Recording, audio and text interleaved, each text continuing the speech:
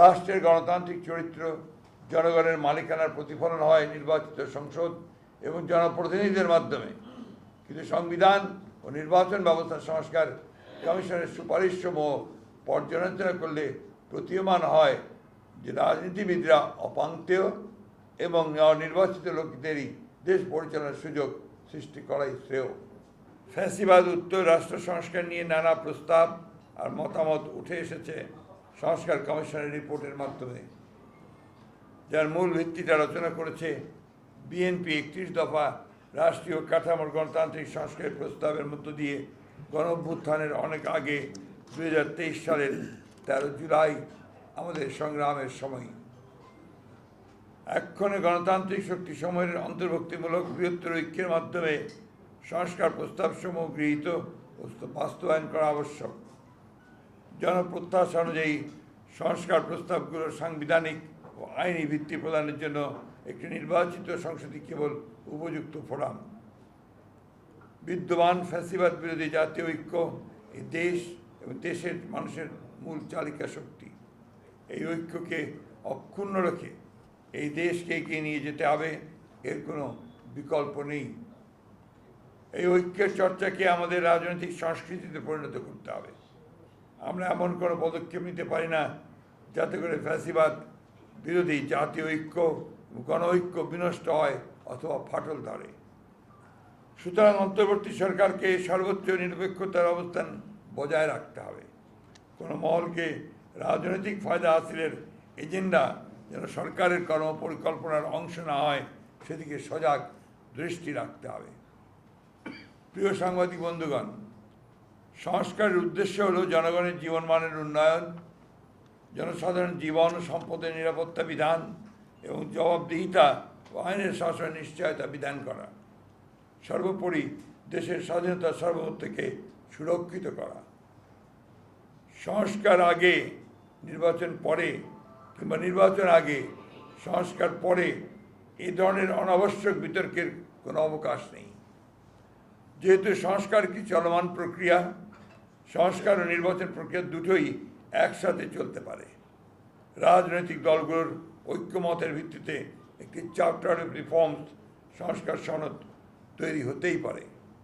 নির্বাচিত সরকার পরবর্তীতে যা বাস্তবায়ন করবে।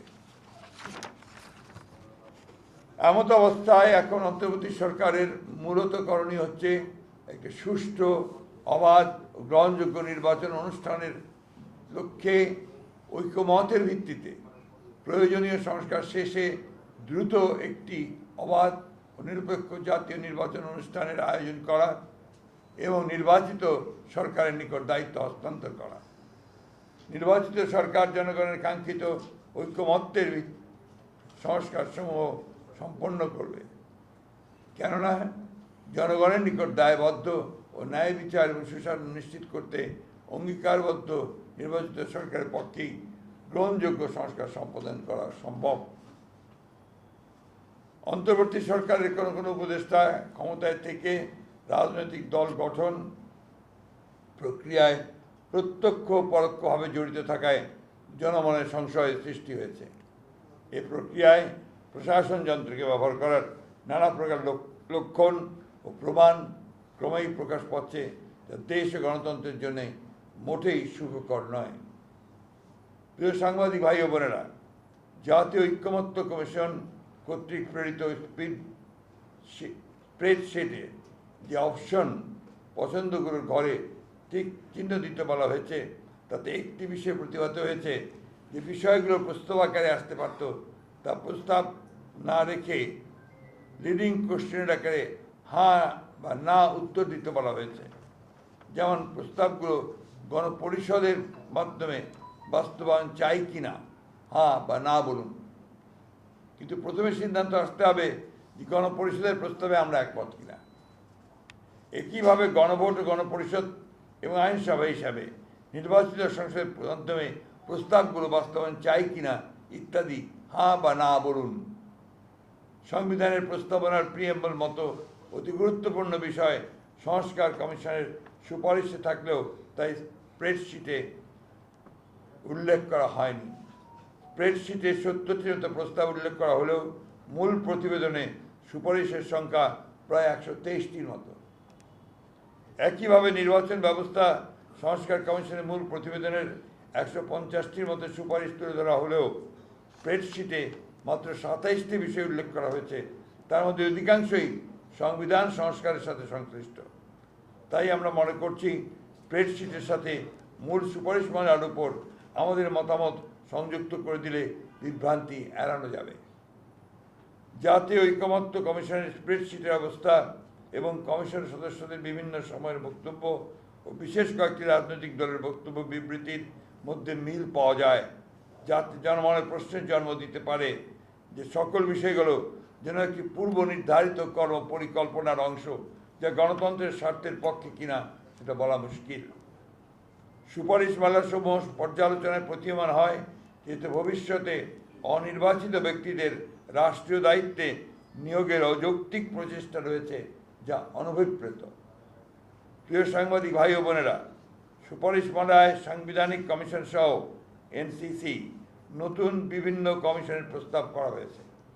এই সমস্ত কমিশনের এখতিয়ার কর্মকাণ্ডের যে বর্ণনা দেওয়া হয়েছে তাতে মনে করার যথেষ্ট কারণ রয়েছে যে আইন বিভাগ ও নির্বাহী বিভাগকে যথাসম্ভব আন্ডারমাইন করা এবং ক্ষমতাহীন করাই উদ্দেশ্য, যার ফলশ্রুতিতে একটি দুর্বল ও প্রায় অকার্যকর সরকার ব্যবস্থা প্রতিষ্ঠিত হবে। রাষ্ট্রের গণতান্ত্রিক চরিত্র জনগণের মালিকানার প্রতিফলন হয় নির্বাচিত সংসদ এবং জনপ্রতিনিধিদের মাধ্যমে, কিন্তু সংবিধান ও নির্বাচন ব্যবস্থার সংস্কার কমিশনের সুপারিশসমূহ পর্যালোচনা করলে প্রতীয়মান হয় যে রাজনীতিবিদরা অপাঙ্ক্তেয় এবং নির্বাচিত লোকদেরই দেশ পরিচালনার সুযোগ সৃষ্টি করাই শ্রেয়। জনগণের গণতান্ত্রিক ঐতিহ্য, কৃষ্টি এবং সংস্কৃতি, ধর্মবোধ এই বিষয়গুলোকে গুরুত্ব দিয়েই বিভিন্ন সংস্কার ও সাংবিধানিক সংশোধনী প্রণীত হওয়া বাঞ্ছনীয়। ফ্যাসিবাদ বিরোধী জাতীয় ঐক্যকে সমুন্নত রেখে দীর্ঘ প্রায় 16 বছরের ফ্যাসিবাদ বিরোধী গণতান্ত্রিক আন্দোলন ও জুলাই গণ অভ্যুত্থানের শহীদদের স্বপ্ন ও আকাঙ্ক্ষা অনুযায়ী একটি বৈষম্যহীন রাষ্ট্র ও সমাজ ব্যবস্থা প্রতিষ্ঠা করাই বর্তমান সময়ের সর্বোচ্চ অগ্রাধিকার। বৃহত্তর জাতীয় ঐক্যমত্যের ভিত্তিতে একটি শক্তিশালী গণতান্ত্রিক রাজনৈতিক সরকার প্রতিষ্ঠার জন্য আমাদের সকল প্রকার প্রচেষ্টা পরিচালিত হবে, এটাই জাতীয় প্রত্যাশা।